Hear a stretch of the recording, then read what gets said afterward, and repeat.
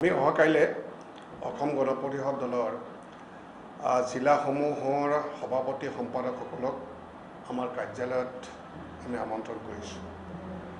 আমি দলৰ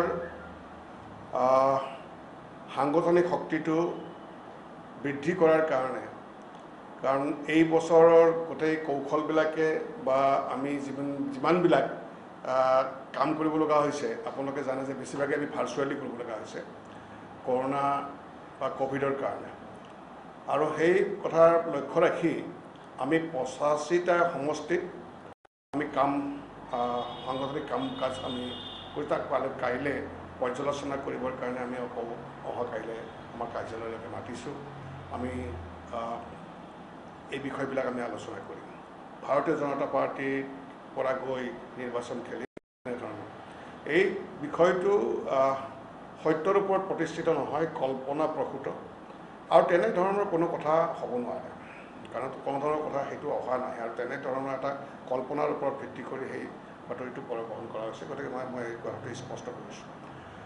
লগতে আমাৰ আন এখন বাতৰি কাকতত প্ৰতিদিন বাতৰি কাকতখনত আমি কেইবাগৰাকী আমাৰ বিধায়কক অহাবাৰ নিৰ্বাচনত তেওঁলোকৰ আসন নাথাকিব বুলি পেলাই আৰু নাথাকাৰ সম্ভাৱনা বেছি বুলি পেলাই দেখুওৱা হৈছে আৰু এই বিষয়ত আমাৰ আলোচনা হোৱা বুলি কোৱা হৈছে।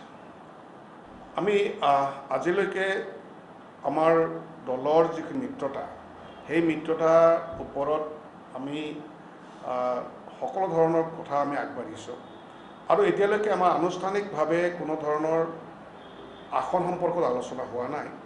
আৰু আমি আগৰ পৰা আমাৰ স্থিতিটো আমি স্পষ্ট কৰি আছোঁ যে আমাৰ 14খন আসন যি আমাৰ বিধায়কসকল আছে, সেই 14খন আসনততো আমাৰ অসম গণ পৰিষদে আপোচ কৰাৰ কোনোতো প্ৰশ্ন নাই আৰু আমি 14খন আসনে আমি এই বছৰো আমি পাম বুলি নিশ্চিত হৈ আছোঁ। তাৰ উপৰি আমি যোৱা বিধানসভা নিৰ্বাচনত, সাধাৰণ নিৰ্বাচনত আমি যেইকেইখন আসনত আমি কেণ্ডিডেট দিছিলোঁ কিন্তু আমাৰ পৰাজয় হৈছে বা আমাৰ দলৰ সংগঠনৰ ভেটি আছে, তেনেকুৱা সেইকেইখন আসনতো আমি এইবাৰ আমি নিশ্চয় প্ৰতিদ্বন্দ্বিতা কৰাৰ কাৰণে আমি কৈছোঁ আৰু সেইকাৰণে আমি প্ৰতিদ্বন্দ্বিতা কৰিম।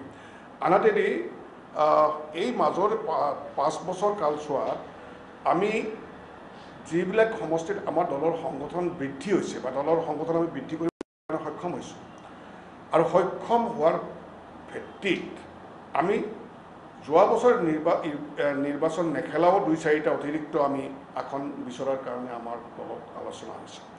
গতিকে আমি এই গোটেই কথাখিনি যিখিনি আমাৰ 7গৰাকী বিধায়কক আসনৰ কথাটোত যিটো কথা কোৱা হৈছে, এই কথাটো একেবাৰে ভিত্তিহীন আৰু এই সত্যৰ ওপৰত প্ৰতিষ্ঠিত নহয় আৰু এইটো আমি আমাৰ দলৰ তৰফৰ পৰা এই বাতৰিটো আমি সত্য বুলি আমি ক'ব বিচাৰিছোঁ। গতিকে এতিয়া আমাৰ দলত প্ৰবীন্দ্ৰ ডেকাই মাজে মাজে দলৰ শৃংখলাটো ভংগ কৰিছে, কিন্তু এইটো নহয় যে আমাৰ পাটাচাৰকুছি সমষ্টিটো আমাৰ অসম গণ পৰিষদৰ ভেটি শক্তিশালী নহয়, এনেকুৱা কথা নহয়। গতিকে প্ৰবীন্দ্ৰ ডেকা আমাৰ দলৰ এজন জ্যেষ্ঠ নেতা, গতিকে প্ৰবীন্দ্ৰ ডেকাৰ আমি ভাবোঁ যে দলৰ তেওঁ শৃংখলাখিনি ৰাখিব আৰু চিটৰ কথাটোতো অহা নাই, কাৰণ তেওঁ বিধায়ক যিহেতু আছে, বিধায়ক হিচাপে তেওঁৰ যিখিনি দায়িত্ব আছে সেই দায়িত্বখিনি নিশ্চয় পাব।